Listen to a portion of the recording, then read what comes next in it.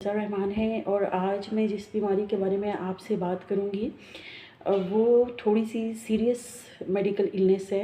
और अक्सर लोग जब इसका नाम ही सुनते हैं तो बहुत ज़्यादा परेशान हो जाते हैं। और इसकी वजह ये है कि बहुत सारे लोग जब इसका शिकार होते हैं तो वो ऐसी स्टेज पे डायग्नोज होती है कि जिसको कंट्रोल करना या काबू करना थोड़ा मुश्किल होता है। तो आज हम बात करेंगे जनाब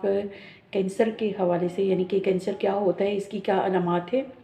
और कैसे इसको ट्रीट किया जा सकता है, और वो कौन सी मेन चीज़ें हैं या अलामात हैं जिनके थ्रू आप कैंसर को पिक कर सकते हैं।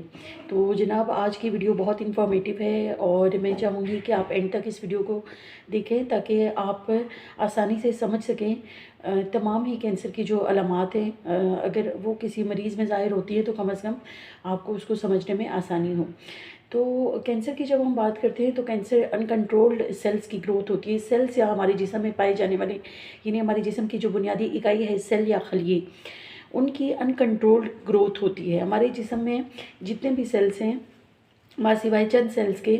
उनके टूटने का और नए सेल्स बनने का अमल जो है वो जारी रहता है थ्रू आउट लाइफ। जैसे कि हमारे ब्लड सेल्स जो हैं वो 3 महीनों के बाद रिप्लेस हो जाते हैं, न्यू हो जाते हैं। इसी तरह हमारे स्किल सेल्स जो हैं वो शेड हो जाते हैं और नए उनकी जगह सेल्स आ जाते हैं। लेकिन कुछ सेल्स ऐसे हैं जो कि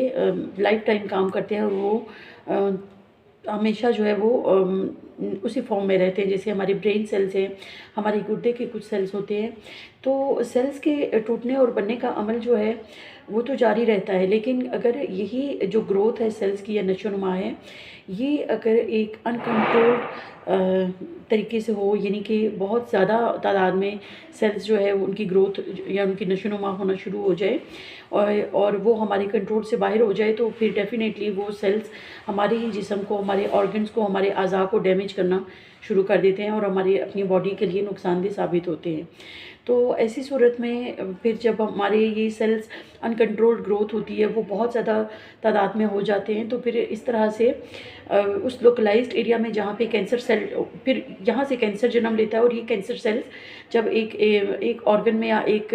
हमारे जिस्म के हिस्से में पैदा होते हैं तो फिर वहाँ पे उनकी लोकलाइज्ड प्रेशर के सिम्टम्स आते हैं। जैसे हम मुख्तलिफ़ किस्म की रसौली या ट्यूमर की बात करें अगर, तो ट्यूमर्स या रसौलियाँ जहाँ पे भी पैदा होती हैं, सबसे पहला उनका सिम्टम जो है या सबसे पहली उनकी जो अलामत है वो उनके दबाव की वजह से वहाँ उस लोकल एरिया में पैदा होने वाली जो प्रेशर होता है वो बहुत ज़्यादा कॉमन अलामत है उसकी। जैसे हमारे जिगर में अगर कोई रसौली या ट्यूमर पैदा होती है तो उसकी वजह से हमारे जिगर के साथ जो खाने की खुराक की नाली है या जो हमारा लबलबा है या जो जिगर की खून की नालियाँ हैं, उनके अंदर प्रेशर इफ़ेक्ट्स आ जाएंगे और वहाँ पे हमारे पास जो है वो उन दबाव का शिकार हो जाएंगे। इसी तरह से जो हमारे दिमाग में रसोली एक किस्म की ट्यूमर जो पिट्यूटरी ट्यूमर होता है, उसके करीब हमारे जो आँखों की रगें होती हैं वो गुजर रही होती हैं, जो खून की नालियाँ होती हैं वो गुजर रही होती हैं। तो ऐसी सूरत में फिर जब उनके ऊपर प्रेशर बिल्टअप होता है तो फिर हमारी नज़र पे असर पड़ता है और हमारी नज़र चली जाती है। तो ये भी एक प्रेशर का सिम्टम है। तो सबसे पहला जो अलामत कैंसर की ज़ाहिर होती है वो इस तरह के प्रेशर सिम्टम्स होते हैं लोकलाइज्ड एरिया में। फिर उसके बाद जनाब हमारे पास हम देखते हैं कि कैंसर की जो अलामात हैं वो थोड़ी सी डिस्कस कर लेते हैं। अगर आपको मैं कुछ मेन या आप समझ लें कि कुछ मोटी मोटी बातें आपको बताऊंगी, अलामात बताऊंगी जो कि जिनको देखते हुए आप कैंसर को बआसानी डायग्नोज कर सकते हैं। अगर आपको अपने जिस्म में किसी किस्म की गिल्टी या लंप महसूस होता है तो ये जो है आपको उसको सीरियस लेना है और उसमें संजीदगी की ज़रूरत है और उसका टेस्ट करवाना, डॉक्टर को दिखाना बहुत ज़रूरी है। हम देखते हैं कि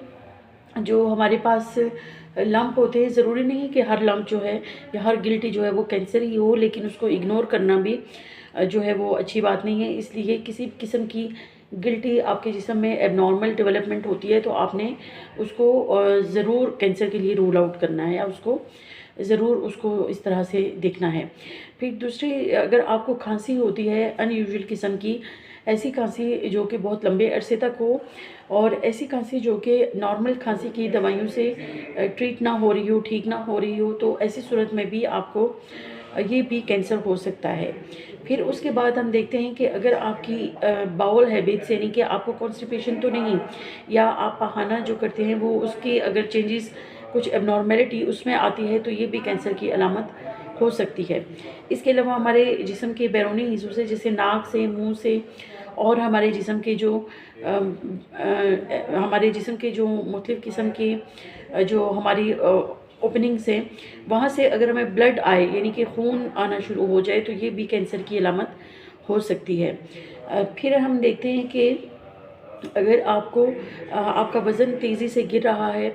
आप समझते हैं कि आपका वेट बहुत ज़्यादा तेज़ी से गिर रहा है, तो ये भी कैंसर की एक बड़ी अलामत हो सकती है। फिर अगर आपको बुखार रहता है मोस्ट ऑफ़ द टाइम, यानी कि आपको ऐसा बुखार जो कि बहुत ज़्यादा लंबे अरसे के लिए होता है और आप बहुत कमज़ोरी महसूस करते हैं, तो आपको तब भी जो है वो कैंसर के लिए रूल आउट करना चाहिए कि कहीं खुदा ना खास्ता कोई जिस्म के अंदर इस किस्म का कैंसर तो डेवलप नहीं हो रहा। फिर जनाब हम देखते हैं कि आपको अगर कोई भी किसी किस्म की तब्दीली अपनी बॉडी में महसूस होती है, ऐसी तब्दीली जो कि अनयूजुअल हो, यानी कि कोई गैर मामूली तब्दीली अपने जिस्म में महसूस होती है, तो डेफ़िनेटली आपको फिर कैंसर के लिए इन्वेस्टिगेट करना बहुत ज़रूरी होता है। तो ये कुछ अलामात हैं जो कि कैंसर के मरीज़ों में पाई जाती हैं, और इसकी मदद से हम बहुत ज़्यादा हद तक जो है वो कैंसर को टाइमली डायग्नोज़ कर सकते हैं। अब कैंसर जो है उसकी स्टेजिंग की जाती है। स्टेजिंग का मतलब ये है कि उसकी कुछ मराहिल हैं, यानी कैंसर अगर अपने इब्तदाई मराहिल में है, तो वो उसका ट्रीटमेंट, उसका इलाज, उसको कंट्रोल करना बहुत आसान होता है। और मोस्टली हम देखते हैं कि कैंसर की 4 स्टेजेस हमारे पास क्लासीफ़ाई की गई हैं। अगर ये मुख्तलिफ़ किस्म की क्लासिफ़िकेशंस हैं, लेकिन मरीज़ों को समझाने के लिए मैं इस तरह बता देती हूँ कि हमारे पास 4 मेजर टाइप्स हैं, यानी कि हमारे पास हम देखते हैं कि अगर एक ऑर्गन में, या एक जैसे जिगर के अंदर एक रसौली है या एक ट्यूमर है, वो जब उस ऑर्गन के अंदर कन्फाइन है, यानी कि उसी आपके जिस्म के एक हिस्से के अंदर, जब वो उसकी लिमिट, उसकी बाउंड्री के अंदर है, तो ये हमारे पास स्टेज 1 होती है, यानी कि वो एक आपके ऑर्गन तक महदूद है। फिर अगर ये जो ट्यूमर या ये कैंसर का जो कैंसर है, सेल्स हैं, ये अगर उसी जिस्म के हिस्से के साथ उसके आस-पास पाए जाने वाले जो गदूद हैं या लिम्फ नोड्स हैं, उनको अगर इन्वॉल्व करते, यानी उन तक पहुंच जाता है, तो फिर ये स्टेज 2 में आ जाता है। फिर हम देखते हैं कि अगर वहाँ से ये कैंसर स्टेज 1 और स्टेज 2 कंपैरेटिवली उनको ट्रीट करना थोड़ा-सा आसान है, और उनको मैनेज करना ये बहुत बेहतर होता है कि अगर इस स्टेज पे कैंसर को पकड़ लिया जाए, तो इसको ट्रीट करना डॉक्टर के लिए और मरीज़ के लिए, दोनों के लिए बहुत ज़्यादा आसान है। फिर उसके बाद हमारे पास देखते हैं हम कि अगर कैंसर मुख्तलिफ़ ऑर्गन्स में, एक जिस्म के एक हिस्से से दूसरे हिस्सों तक फैल रहा है, यानी कि जैसे आपके जिगर में था, और फिर उसके बाद आपकी खुराक की नाली तक आ गया, या आपके मैदे तक आ गया, और आपकी बड़ी आंतों तक आ गया। तो ऐसी सूरत में, यानी कि जब कैंसर दूसरे साथ के एडजेसेंट ऑर्गन्स में, या जो आपके साथ जो करीबी जो अज़ा हैं, उनमें जब फैलना शुरू होता है, तो इसको स्टेज 3 का नाम दिया जाता है, यानी कि अब ये सेकेंडरी इसके इफ़ेक्ट्स आना शुरू हो गए हैं। तो ये स्टेज 3 हो जाती है। इसके बाद एक लास्ट स्टेज 4 स्टेज जो है, उसमें कैंसर जिस्म के तमाम हिस्सों में फैल जाता है, यानी कि जिसको हम मेटास्टेसिस बोलते हैं मेडिकल की लैंग्वेज में। तो मेटास्टेटिक कैंसर जो है वो लास्ट और 4th स्टेज है, और इसको ट्रीट करना बहुत मुश्किल होता है, और मोस्टली इसके पेशेंट जो है वो क्योंकि लास्ट स्टेज होती है, तो ये पेशेंट डॉक्टर के लिए भी मैनेज करना काफ़ी इसको डिफ़िकल्ट होता है। ये अनट्रीटेबल तो नहीं है, इसमें भी पेशेंट सर्वाइव कर जाते हैं, लेकिन उसमें उनका टाइम जो प्रोसेस है ट्रीटमेंट का वो लेंथी हो जाता है, यानी कि उनको रिकवरी में काफ़ी टाइम लग जाता है, और फिर काफ़ी सारी डॉक्टर को एफ़र्ट के साथ आप पेशेंट को रिवाइव कर सकते हैं। जनाब अब हम अगर बात करें कैंसर के ट्रीटमेंट की, तो कैंसर की ट्रीटमेंट में हमारे पास मुख्तलिफ़ ऑप्शंस मौजूद हैं, जिसमें सबसे जो बेस्ट है वो तो सर्जरी है, यानी कि ऑपरेट करके आप पूरे लंप को, या जो गिल्टी है या जो कैंसर का मैस है, उसको निकाल दें। आपने जब उसकी रूट्स को निकाल दिया, तो वो डेफ़िनेटली सबसे बेस्ट ऑप्शन है कि आपने उसकी सर्जरी कर दिया, आपने ऑपरेट कर दिया। सेकंड है हमारे पास कीमोथेरेपी है, जो कि इंजेक्शन फॉर्म में हम कुछ दवाइयाँ देते हैं, यानी कि हम टीकों की सूरत में दवाई देते हैं, तो ये कीमोथेरेपी कहलाता है, यानी कि कीमोथेरेपी जिसको बोला जाता है। फिर उसके बाद हमारे पास शुआओं के ज़रिए जो इलाज करते हैं कैंसर का,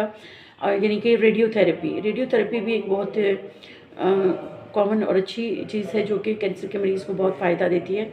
और last but not the least is the hormonal therapy, यानी कि हम हार्मोन के ज़रिए ट्रीट करते हैं। ख़ास तौर पे जो ख़वातीन के कैंसर हैं, जिस तरह छाती का कैंसर है या सर्वाइकल कैंसर है, उनमें हार्मोन थेरेपी, जो हार्मोनल थेरेपी है, वो बहुत ज़्यादा कारआमद और मुफीद साबित होती है। तो जनाब बहुत सारे कैंसर्स हैं जो फीमेल्स में कॉमन है, जैसे फीमेल्स में ब्रेस्ट कैंसर बहुत कॉमन है। इसी तरह से जो बच्चादानी के मुंह का कैंसर, यानी कि सर्वाइकल और सर्विक्स का जो कैंसर है, वो बहुत कॉमन है फीमेल्स में। और कुछ कैंसर्स हैं जो मेल्स में ज़्यादा पाए जाते हैं, जैसे कि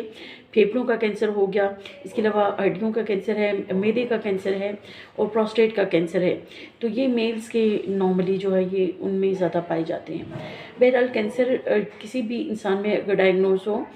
तो उसको टाइमली मैनेज करना बहुत ज़रूरी है, और उसमें पेशेंट का जो आउटकम है या पेशेंट का सर्वाइवल, यानी कि उसकी जान के बचने के बहुत ज़्यादा चांसेस इस चीज़ पे डिपेंड करते हैं कि मरीज़ अर्ली स्टेज में डॉक्टर के पास गया और मरीज़ की जो डिज़ीज़ है या जो उसकी बीमारी है कैंसर की, उसकी क्या स्टेज है, यानी कि उसने जल्दी उसको पिक कर लिया। और इसलिए मैं आप लोगों से गुजारिश करूँगी कि हमें इस अवेयरनेस को, इस मालूमात को तमाम लोगों तक पहुँचाना चाहिए, ताकि अपने जिस्म में किसी किस्म की छोटी से छोटी तब्दीली को आप महसूस करते हुए दूसरों को भी आगे दे सकें, और ख़ुद भी अपनी फैमिली मेम्बर्स को, अपने फ्रेंड्स को बता सकें कि कैंसर एक इंतहाई मुहलिक और जानलेवा बीमारी है, और हर साल लाखों लोग कैंसर की तशख़ीस होने के बावजूद उसका इलाज नहीं हासिल कर सकते, इस वजह से कि वो लेट डॉक्टर के पास जाते हैं। तो इसलिए इसको टाइमली डायग्नोज करना, यानी कि इसकी बर वक्त तशख़ीस बहुत ज़रूरी है, और हमारा टारगेट भी है कि हम अब तमाम लोगों को एजुकेट करें कि वो बर वक्त कैंसर की तशख़ीस कर सकें। आई होप कि आपको ये वीडियो अच्छी लगी होगी। मेरी मज़ीद वीडियोज़ के लिए मेरे चैनल डॉक्टर मुनज़्ज़र रहमान को सब्सक्राइब कीजिए, और मुझे अपनी राय से ज़रूर आगाह कीजिएगा कमेंट बॉक्स में। आई होप कि आपको ये वीडियो अच्छी लगी होगी। मुझे आपके कमेंट्स का इंतज़ार रहेगा, और अपना ख्याल रखिए और दुआओं में याद रखिएगा। अल्लाह हाफ़िज़। Thank you.